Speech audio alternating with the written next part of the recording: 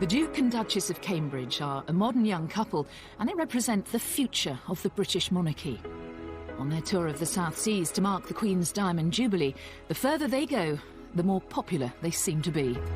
This is the hottest couple in the world now. This is the Brad and Angelina royals. This is the couple everybody wants to call. But halfway through the trip, a French magazine publishes photographs of Kate topless on holiday in France. Her most private moments suddenly made very public. But by the end of the tour, they put aside their feelings of sadness and anger and just get on with the job, flying the flag for Britain in some of the most exotic places on earth.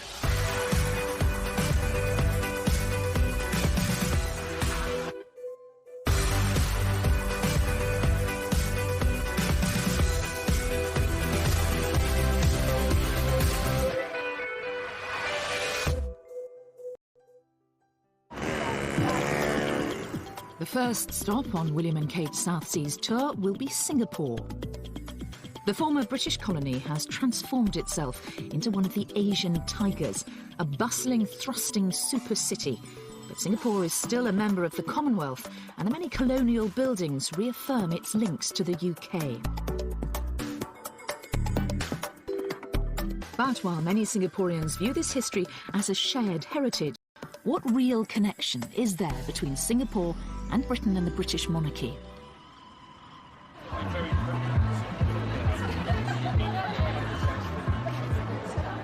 At a private party of both Singaporeans and expats to celebrate William and Kate's visit, there's a keen sense of anticipation. It is good, yes, in a sense, for branding of Singapore. It's like we may be small, but at least we are in a world standing like, okay, the royal family visited us, and that's something that we should be proud of. The wedding was fabulous, and in Singapore, weddings are equal to fertility. Yeah. The bigger your wedding is, the more successful you are. The royal wedding was pretty big. Yeah. So in that sense, you know. I'm really proud. I think. Are you? Yeah, I think Catherine's going to make a wonderful queen. She just comes across as a compassionate, kind person, and I think she's doing the job very well. So she's good for Britain. They are good for Britain. Yeah. Oh, yeah. They're our future.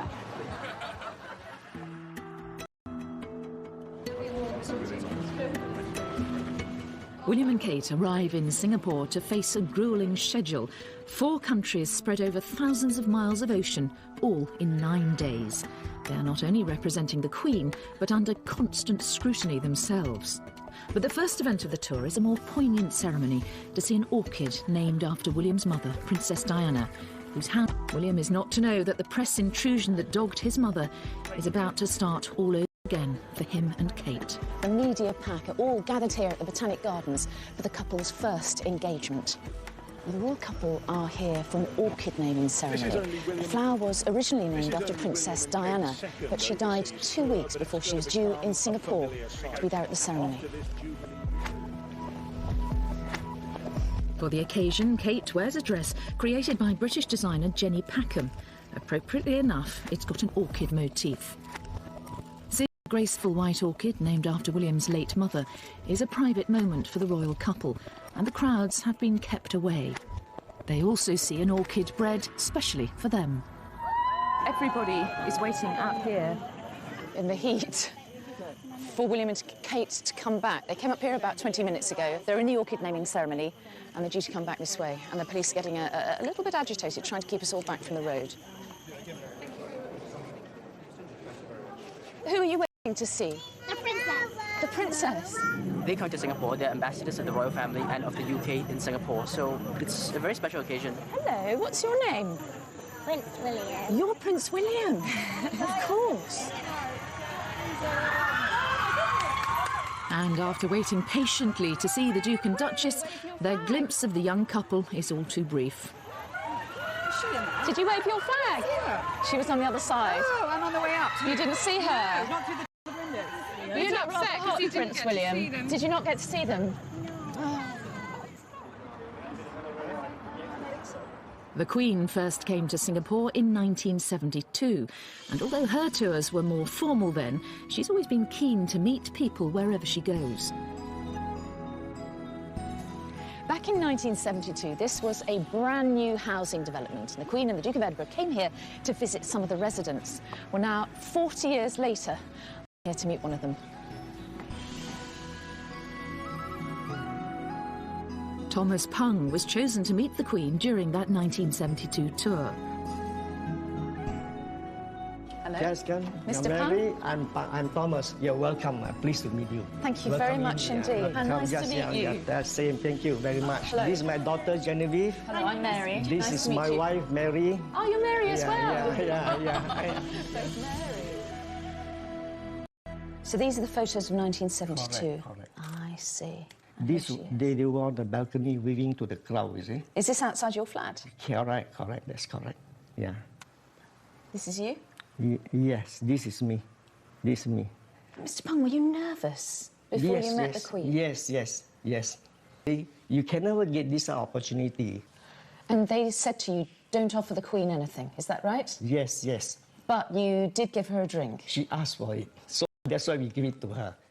That's how Mr. Pung has ended up with his very own royal souvenir. So which one is it? Is this one here? This first one is Her Majesty, you see. 1972, 18th of February. She came back in 2006. She came back to see you again? Correct. That's correct. I think she asked to see you, Mr. Pung. What do you think? I hope so. That was 2006? Yes. Before she could drink, I told her, I said, Your Majesty, if you take the first sip from the glass, you bring back a memory 34 years ago, which came to us. The same glass? Correct. That's why she's smiling. And you met her, of course, didn't you, with your dad? Yes. And you remember that very clearly. Yes. But it's interesting, isn't it? Because Singapore is so modern and the monarchy is so traditional in many ways. Well, I would say that England is a bit of the same. The monarchy exists in quite a modern society as well. And I think, the two can coexist. And what do you think about William and Kate? I think that many people are very interested to meet them, especially the Duchess. I think she's a role model to many young women. And lots of people are very excited about their visit. I think they really are. Kate, you're great! That excitement is plain to see at the couple's first walkabout at the Gardens by the Bay in central Singapore. You're looking as well. Locals and expats alike are eager for their first chance to get up close to royalty. But no royal tour is just about pleasing the crowds. Next comes some of the real business of the trip, a visit to open a new engine assembly plant, which Rolls-Royce has just completed in Seletar. Good morning. Morning. Jonathan Asherson is in charge here.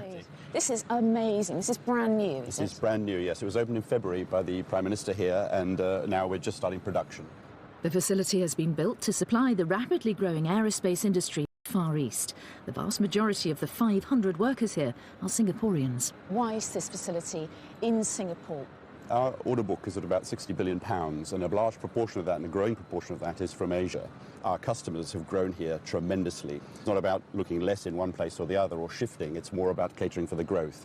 Today, you've got the Duke and Duchess of Cambridge right. visiting. How significant is it that it is William and Kate? What is the William and Kate brand? What do they bring to the visit? Oh, I'm one of the managers at Rolls-Royce, so I'm not sure I know, actually, but boy, they certainly have the world's attention.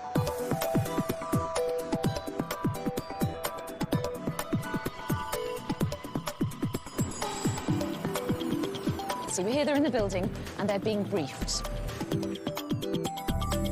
Distinguished guests, important customers and partners, please join me in welcoming their Royal Highness Mr. Seletar.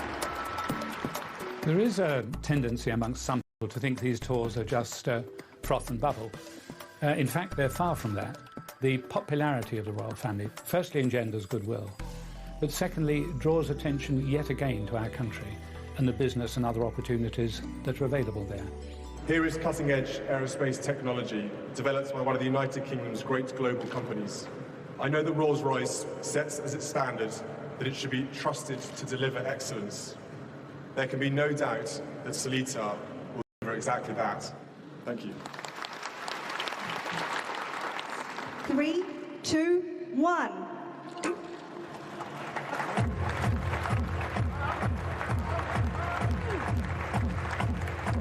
This is where the royal brand really works its magic, delivering the sort of publicity money just can't buy. The first Rolls-Royce aero engine assembled and tested in Singapore. The huge attention the royal couple are attracting in Singapore brings real benefits. But being such celebrities has its downside too. The publication in France of photos of a topless Kate on holiday, with echoes of the press treatment of Princess Diana, is soon to disturb the careful choreography of the tour. Stay there! Stay there!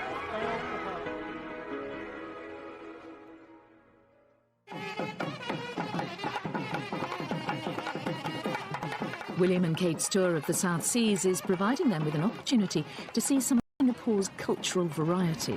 The majority of people here are of Chinese origin, but there are also substantial Malay and Tamil minorities. Right, so next on the royal schedule is a cultural event at a housing development. Now, this place is called Queenstown, and it was named after Queen Elizabeth in 1952.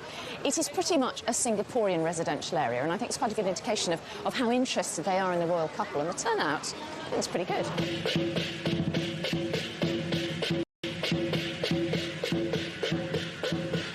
Tell me, why are you here to see William and Kate today? Because it's modern Singapore now. Why do you care about the royal family now? Why do we care? Yeah, why do you care? He's a very charming prince.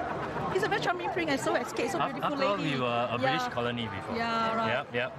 Yeah, gorgeous couple. Yeah, gorgeous couple. They are more human. You're more human. They're more human than the other royals, are they? Yeah. Is that what you're saying? Yeah, Yes, that's what I we feel. think. Yes, he had the image of the mother, Princess Diana, which everybody well know about her. Yeah, if all Asians love Princess Diana too, so I guess they love William as well. How excited are you about this royal tour? Super excited. We actually skipped school for them ever since they were dating and all that, you know, so it's like nice to see them. Hopefully Kate's pregnant finally. After just half an hour, they're off to another appointment, and it's one that's obviously close to William and Kate's hearts.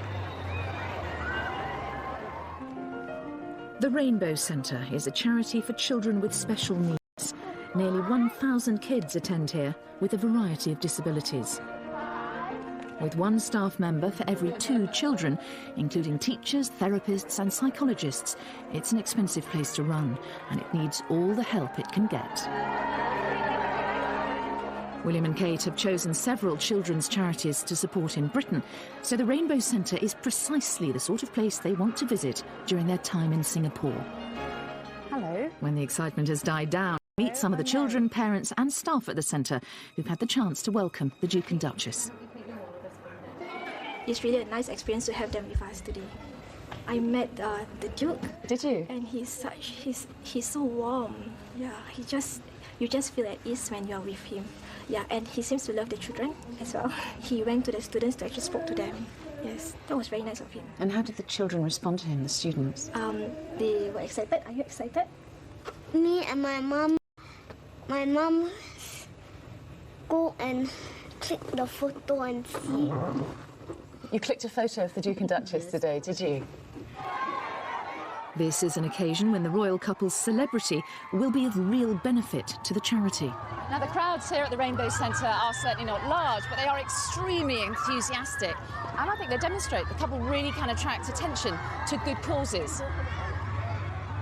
I think they are really natural around children. I think they really love children. They like them. They know that children have been dreaming about meeting a real life prince and princess, and they have stars in their eyes when they meet William and Kate, and I think they do everything they can to make those dreams true. To Her Majesty the Queen and the Duke and Duchess of Cambridge. So far, William and Kate certainly seem at ease with their role and each other. The royal couple's time in Singapore is nearly over. But the final stop is to pay their respects to the thousands of Allied soldiers who perished there during the Second World War.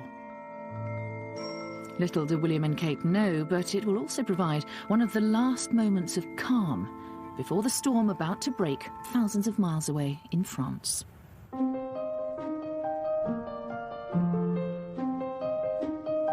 2 hours later, William and Kate land in Malaysia, and they're back in the spotlight. The Queen and the modern royal family have grown up with the Commonwealth. It's immensely valuable to Great Britain. So far, the tour's all been going according to plan, but not for long. It's while the couple are in Malaysia that they will face their biggest test yet. They'll soon learn the news that intimate photographs of the Duchess of Cambridge are to be published in a French magazine. But today, their first day in the capital, Kuala Lumpur, it's business as usual. The magazine has yet to hit the newsstands. KL, as it's known, is a futuristic city famed for the Petronas Twin Towers, one of the world's tallest buildings. KL is a financial powerhouse, and there's work to be done. It's not their job to promote their business, but simply by being there, they draw attention to the opportunities that exist. The first appointment in a very full day is lunch with Malaysia's Prime Minister. Next, a more informal visit, and one very dear to the couple, a hospice. So far, they're half an hour behind schedule. We're OK this side because we've got a big fan, but look, over there, they are boiling.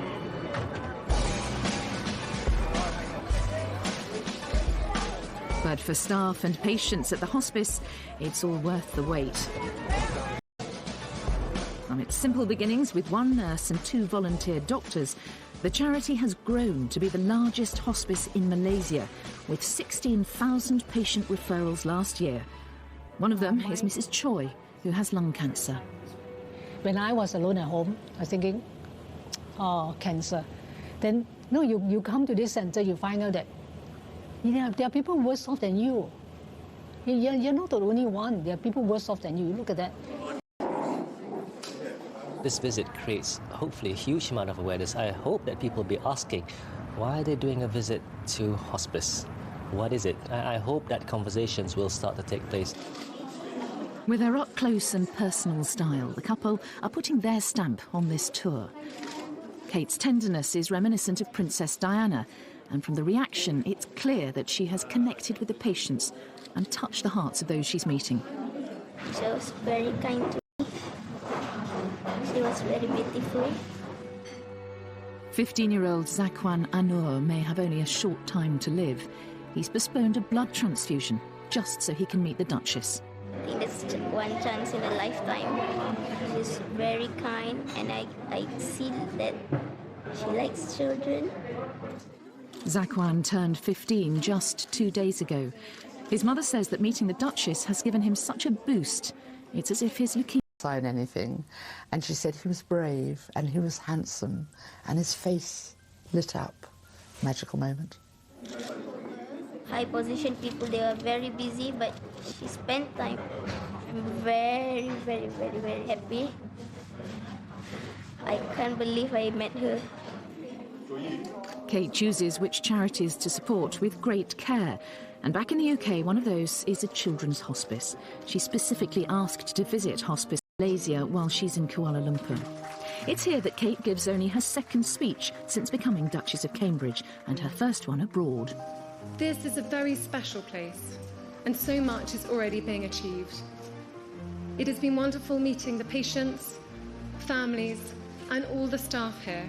You have given us the most wonderful welcome. If she's feeling nervous, Kate certainly doesn't show it. Thank you again for inviting us here, and all the very best to this exciting new initiative. Thank you.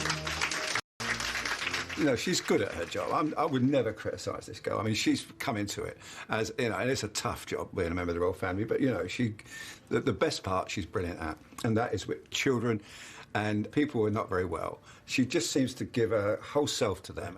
This girl is really falling into the job, but, you know, the attention she gets, you know, it's incredible. The couple are used to being in the media spotlight, and tonight, as guests of honour of King of Malaysia, they don't disappoint. The royal family have had many, many, many years to get used to it. And here is Catherine, who, you know, 2 years ago was still, as it were, a commoner, one of us, handling it as if she'd been doing it all her life. Tonight, it's Kate in her Alexander McQueen dress embroidered with Malaysia's national flower, the hibiscus, that makes the front pages. Tomorrow, it's what she's not wearing that will grab the headlines.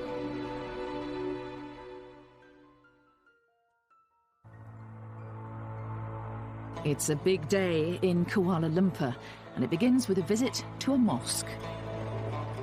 2/3 of all Malaysians are Muslim. For the mosque, Kate, like all women, is modestly dressed. But she and William have recently learned something that could derail the whole tour.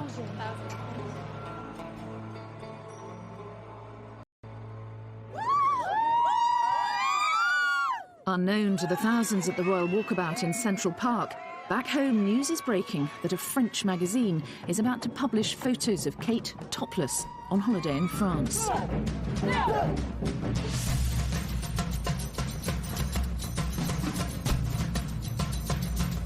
Stay here. To see her. For these crowds, being this close to the Duchess is something they'll remember all their lives. This is Kate's job now. She took your flower! You look like you're going to cry! I called out her and she turned around! I think that it'll bring a really big deal to Malaysia, that, you know, it's like the royal people of England actually coming to Malaysia. That's a really big honor to Malaysia, bring really great honor. We love William and Kate, and they're the best couple. Long live William and Kate. The royal family will see that down that very slim body, there's a rod of steel going down through her spine where she can think, I'm not going to think about it. I'm going to do exactly what I would have done before these photographs were discovered. I am going to behave as the Queen would want me to. And I think that has probably reassured the royal family, whatever may be thrown at them, and who knows what will, she'll cope. Oh, she's gorgeous.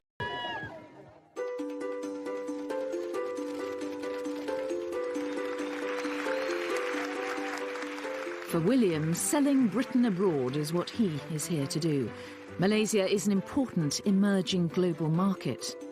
My grandmother told me that Malaysia would provide us with some wonderful experiences and unforgettable memories. And so indeed it has proved. The Star is Malaysia's largest circulation tabloid. At today's editorial meeting, there's plenty to discuss. Look at the expression, the face. But here, it's the tour itself that makes the front page. There is a lot of interest in the royal, especially the British royal family in this country. Some aspects, yes, but because it's such an important visit by such popular royals, that's why we put it on the front page. Today we've got emerging the story about the topless photos. What would be your attitude as a media outlet to those, do you think? We will run the topless stories because it is news, but we'll focus on what they've done here. We are very protective of our own royalty here, and there's some cultural, even religious sensitivity. In newsrooms back in London, things couldn't be more different. And for the royal family, the parallels with what happened to Diana are all too clear. There is fury at the palace, statements saying they are genuinely angry at the invasion of privacy, but throughout it all, the Duchess has to remain at all times composed. A Jubilee tea party for local celebrities is a welcome distraction, and the only photographers here are here by invitation. She was telling me that this is her first trip so far in the East. I think she hasn't been in this part of the world before. They are such a lovely couple. You set a great example. But, you know, I'm always against anyone that invades privacy. And why do you want to embarrass it? Of the photographs, the Duke and Duchess have been spared the excesses of the paparazzi. The fear is that this will encourage more invasions of their privacy. William and Kate can only hope that they can put the incident behind them. They're heading for Sabah in Malaysian Borneo. After the hustle and bustle of two modern cities, and above all the storm over the photographs, the peace and tranquility of the Borneo rainforest must come as a welcome relief. Economies may be thriving in the Far East, but at a cost. Rainforests in Malaysia's Sabah district are being cut down, threatening an entire ecosystem. Looking much more relaxed and cheerful than the previous day, William and Kate arrive at Danam Valley, a conservation area covering nearly 200 square miles.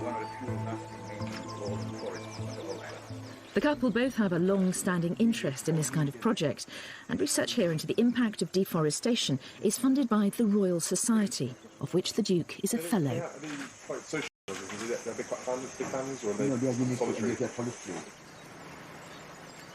Deforestation means that orangutans in Borneo are endangered. The royal couple's visit is crucial in highlighting to a global audience the plight of the valley and rainforests in general. It will raise awareness of the existence of conservation efforts in Sabah, and also how important it is to conserve what you have left. Dr. Yusa, a specialist in high canopy ants, trained at Cambridge. Today, she will welcome the Duke and Duchess of Cambridge to a bird's-eye view, 130 feet up.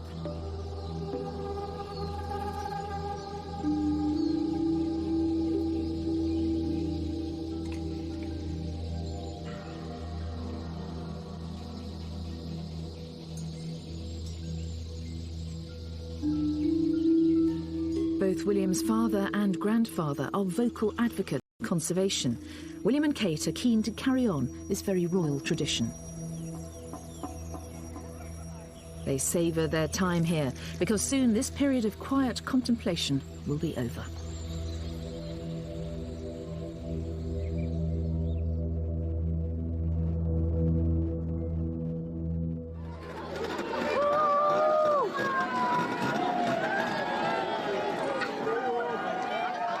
The royal couple have a packed schedule in the Solomons, 4 islands in 2 days.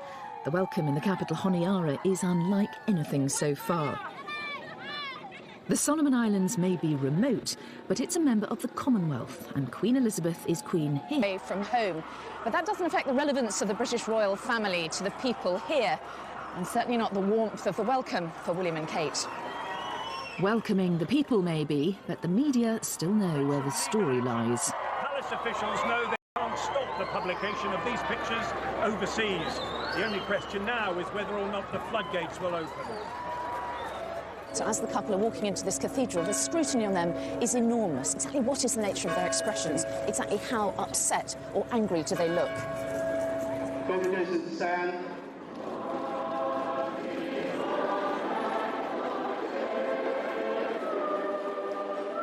I think what is really, really sad about this is the timing of, in a really great Jubilee year, the Queen was so pleased with the younger generation of royals, so happy that they were picking up the mantle. You know, William and Kate are the future, and this has really, really soured that, I think. And whatever the rights and wrongs of it, anything that dents the dignity of the royal family in the end is bad for it as an institution.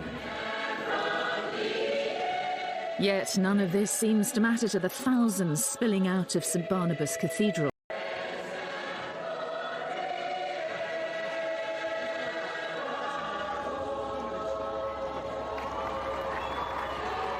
The islands are overwhelmingly Christian, and William and Kate are a personal link to the Queen, the Supreme Governor of the Church of England, a role that one day will be William's.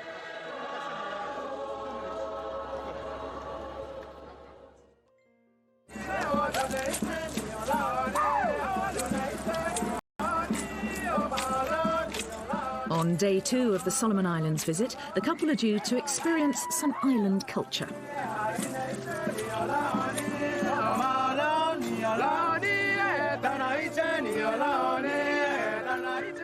When Queen Elizabeth came here in 1974, the Solomon Islands had still not gained independence.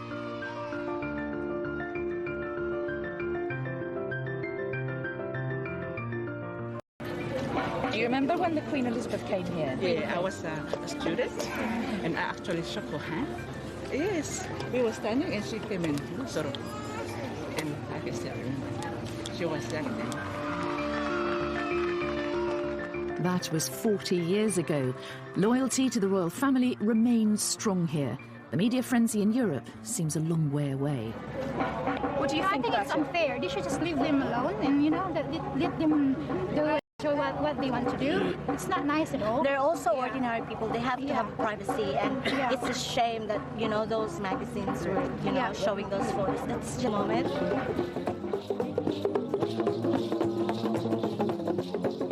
William and Kate may be smiling, but in France their lawyers are going to court.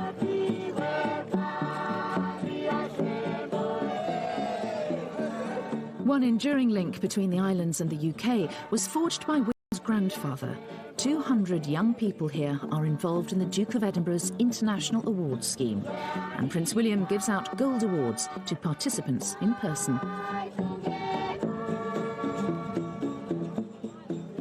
The visit of not only a prince, but the president of the Football Association is roundly applauded. Okay, squeeze round, face that way. Oh, face this way. And here's one photograph he doesn't mind being taken. The Duchess has been meeting a group of Solomon Island women. They present her with an exact replica of the cake given to the Queen in 1974.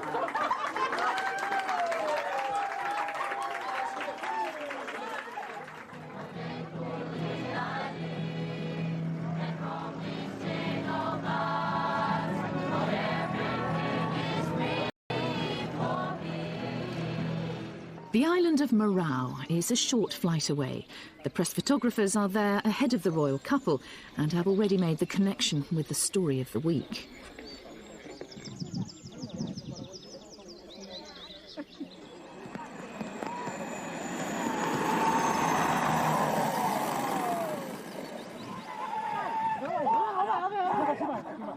The body language of the reception party is harder to read, but it's not as hostile as it seems. It's just the traditional welcome for newcomers.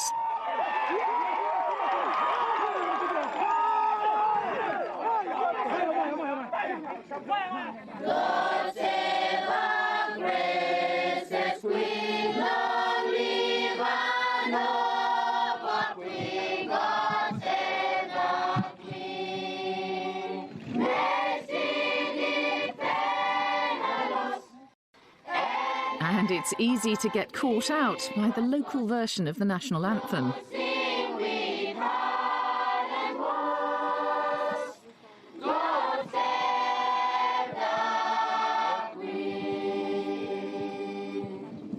Given the rolling story of the last few days, the irony of this presentation cannot have been lost on the young couple.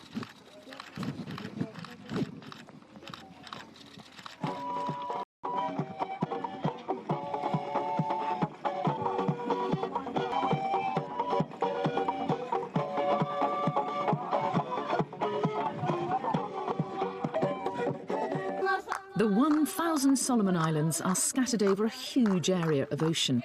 William and Kate are visiting just 4. Our presence here today is indeed very special to us, as we are proud of the legacy, once as a protectorate of Great Britain, and to have you in person as next in line to the throne setting foot on our own soil this afternoon. A traditional war canoe transports William and Kate to the idyllic island of Tavanapupu, where they can spend some time alone. For one night, at last, they'll have the privacy they were denied in France. The South Seas, it seems, are working their magic.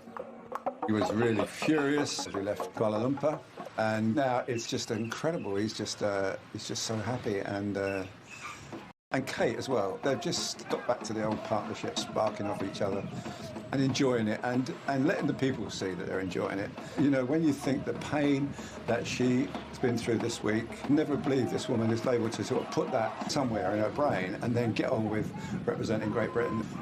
Brilliant. Back in the capital, local radio is preparing to say goodbye. This boat where decorated one, or what is special about? I'm meeting Bart Bassier and his team, getting ready to report on the Duke and Duchess's departure to the final stop of the tour.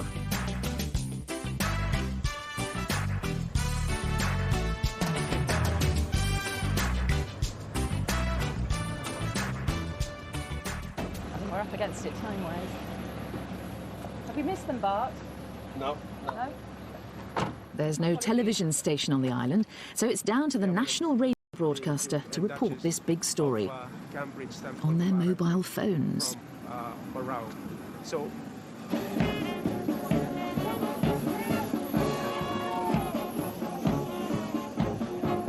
where the Royal Solomon Islands Police Force, so they are all here, very smart indeed in their beautiful uniform. Here comes the Duchess of Cambridge and the Prince William, and they come out behind them, ready for me to walk with the big people along Ilme.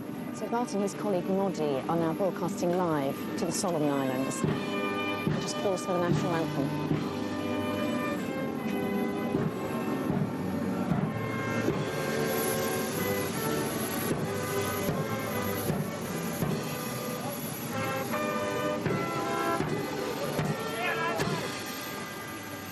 One of the overseas reporters is also here with us.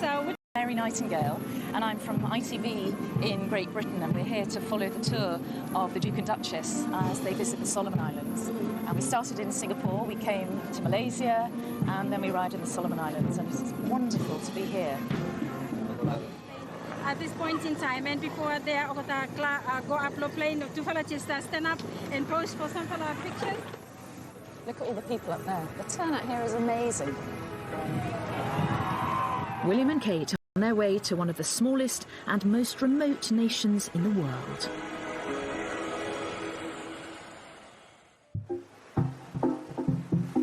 "15,000 miles from the UK, Tuvalu is the most distant of the Queen's realms. Even a sudden tropical downpour can't delay the enthusiastic preparations for the most important visit of the century. Today is the day the people of this tiny Pacific island have been looking forward to for months.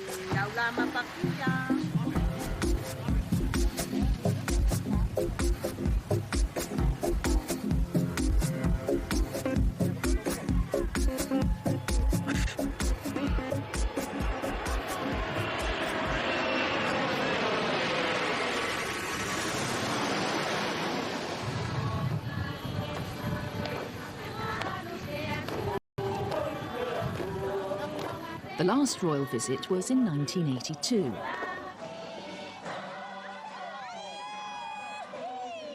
We were like young girls when she came in 82.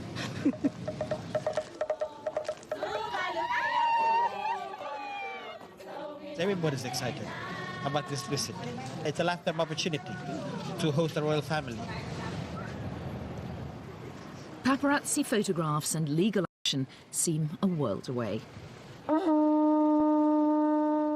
Looking relaxed and happy, William and Kate are eager to embrace what Tuvalu has to offer, and it's like nothing they've seen before.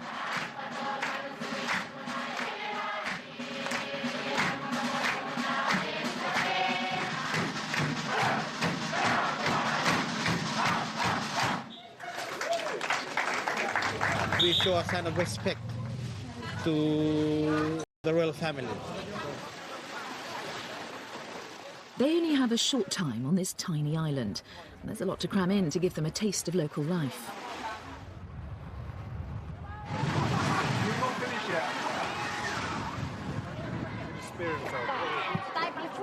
Be careful with that. It's good to eat, is it? Yes. A royal visit is a massive boost for a country like Tuvalu, helping to raise its profile across the world. The importance of the visits is strengthening our ties, historical ties that we already enjoyed over the past years. It brings our people together. However remote these islands are, they're not immune from global environmental threats. Rising sea levels pose a real danger to their survival.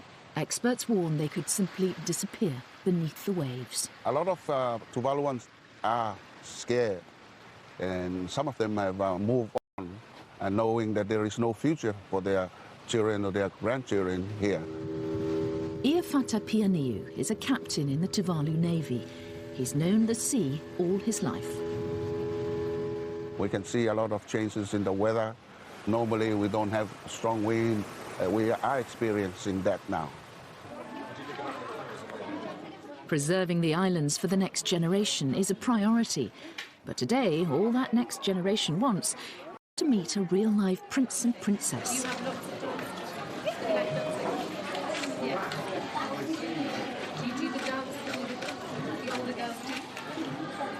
We will both remember it and the joy and happiness of what has followed for the rest of our lives. It remains for me... It's the final speech of this long tour, and William chooses to speak a few words of the local language. Fakafeti Lasi. Thank you.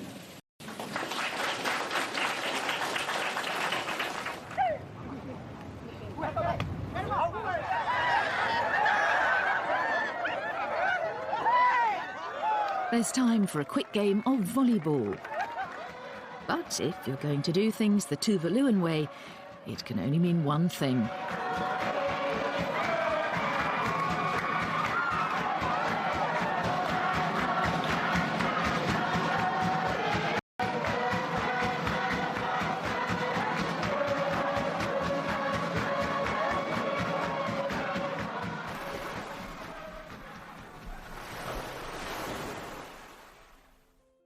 The couple learn their lawyers have been successful in preventing further publication of the photographs in France. A small victory, but it may not be enough to prevent the ongoing erosion of their privacy. This has undoubtedly been a challenging tour for the Duke and Duchess of Cambridge. 25,000 miles in 9 days to the furthest reaches of the Commonwealth. And yet, even in this paradise, half a world away from home, it's been impossible for them to forget the sometimes ugly realities of modern media. But despite what the palace describe as their fury and sadness at the invasion of their privacy, they fulfilled everything that people dreamed about when they went there. They joined in, they smiled a lot, they laughed a lot, and they handled themselves with true composure. The Duchess of Cambridge's role is growing within the tours, and I think we will see it grow continually in the future. If the purpose of this tour was to introduce the next generation of the royal family to more parts of the Queen's Commonwealth, it has also served to remind the young couple that their celebrity is not without its pitfalls.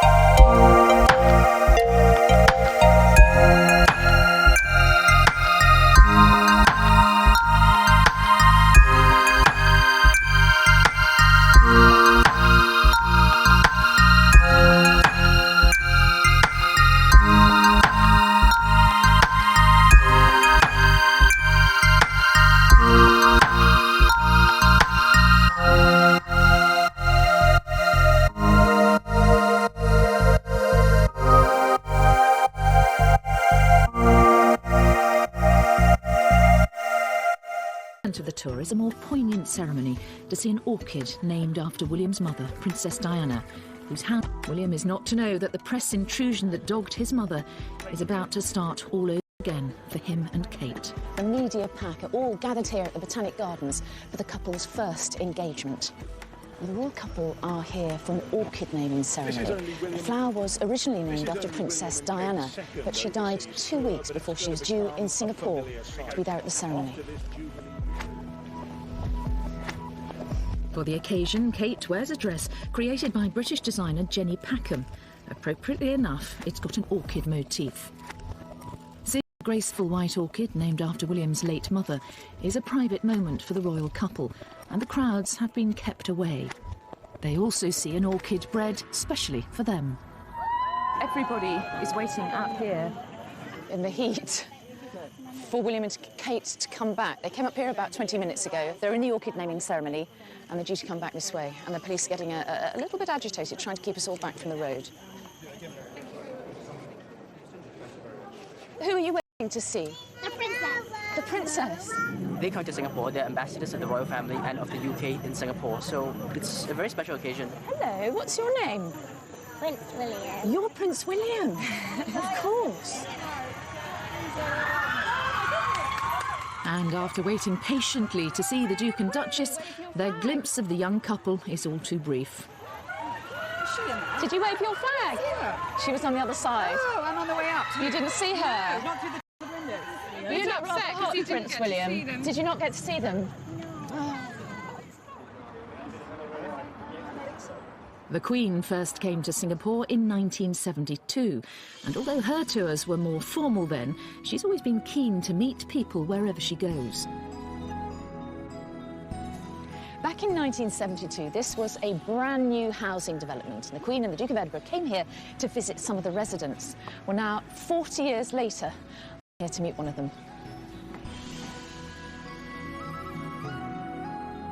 Thomas Pung was chosen to meet the Queen during that 1972 tour. Hello. Yes, Mr. Mary, I'm Thomas. You're welcome. I'm pleased to meet you. Thank you very much indeed. And nice to meet you. Same. Thank you very much. Hello. This is my daughter, Genevieve. Hello, I'm Mary. This nice is to meet